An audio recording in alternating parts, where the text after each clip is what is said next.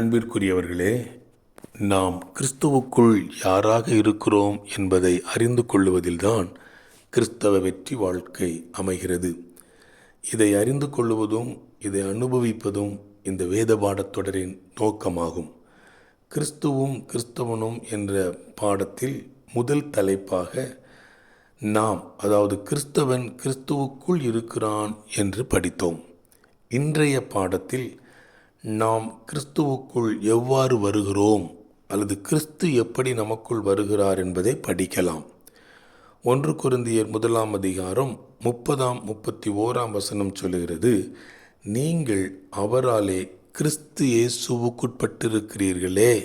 மேன்மை பாராட்டுகிற எவனும் கர்த்தரை குறித்தே மேன்மை பாராட்ட கடவன்.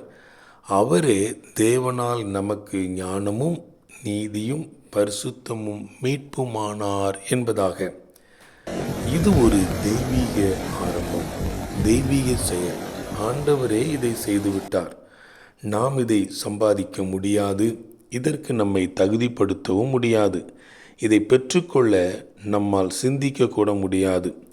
தேவனாகிய கர்த்தர் இயேசு கிறிஸ்துவை விசுவாசிக்கிற யாவருக்கும் கொடுக்கிற பரிசாகிய இந்த மீட்பை, ரட்சிப்பை இயேசு கிறிஸ்துவுக்குள் வைத்திருக்கிறார்.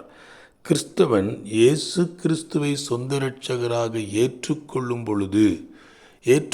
பொழுது என்ற பதம் வருகிறதே, இந்த ஏற்றுக்கொள்ளுவது என்பது அவரை தெய்வமாக கும்பிடுவது மட்டுமல்ல, அவருக்கு முன்னதாக நான் பாவியாய் இருக்கிறேன், என் பாவத்திற்காக அவர் சிலுவையில் மரித்தார், அவருடைய இரத்தத்தினாலே நான் கழுவப்படுகிறேன், என் பாவங்களை அறிக்கையிடும்போது அவர் என்னை மீட்கிறார், ரட்சிக்கிறார், மன்னிக்கிறார். அது மட்டுமல்ல, அவருடைய வார்த்தைகளுக்கு நான் கீழ்ப்படிவதே அவரை ஏற்றுக்கொள்வதாகும். இப்படி அவரை ஏற்றுக்கொள்ளும்போது அவர் நமக்குள்ளாக கடந்து வருகிறார். இது நிகழ்காலத்தில் நடைபெறும் நிஜமாகவே இருக்கிறது. இதுவே ஆவிக்குரிய சத்தியமாயிருக்கிறது. எபேசியர் 2 அதிகாரம் 10 சொல்லுகிறது, நற்கிரியைகளை செய்கிறதற்கு நாம் சிருஷ்டிக்கப்பட்டு தேவனுடைய செய்கையாயிருக்கிறோம். அவைகளில் நாம் நடக்கும்படி அவர் முன்னதாகவே அவைகளை ஆயத்தம் பண்ணியிருக்கிறார். கர்த்தரின் சிருஷ்டிப்பின் வல்லமையானது நம்மை, அதாவது கிறிஸ்தவனை கிறிஸ்துவுக்குள் கொண்டு வருகிறது. நாம் கிறிஸ்துவுக்குள் வந்தவுடன் இந்த படைக்கும் வல்லமையுடைய கர்த்தர், சிருஷ்டிக்கும் வல்லமையுடைய கர்த்தர் நம்மில் செயலாற்ற துவங்குகிறார். முன்பு இருந்தது போல அல்ல, மாறிவிட்டோம். கடவுள் நம்முடைய பழைய மனிதனை புதுப்பிக்கவில்லை, நம்மை புதிய மனிதனாகவே சிருஷ்டித்து படைத்து கிறிஸ்துவுக்குள் வைத்து விட்டார். இப்போது நாம் புது படைப்பாக மாறிவிட்டோம். 1 கொரிந்தியர் 12 அதிகாரம் 13 நாம் யூதராயினும் கிரேக்கராயினும் அடிமைகளாயினும் சுயாதீனராயினும் எல்லாரும் ஒரே ஆவியினால் ஒரே சரீரத்திற்குள்ளாக ஞானஸ்நானம் பண்ணப்பட்டு எல்லாரும் ஒரே ஆவிக்குள்ளாகவே தாகம் தீர்க்கப்பட்டோம். நாம் மறுபடி பிறக்கும்போது இப்படி ஆவியிலே மறுபடி பிறக்கிறோம், சரீரத்தில் அல்ல.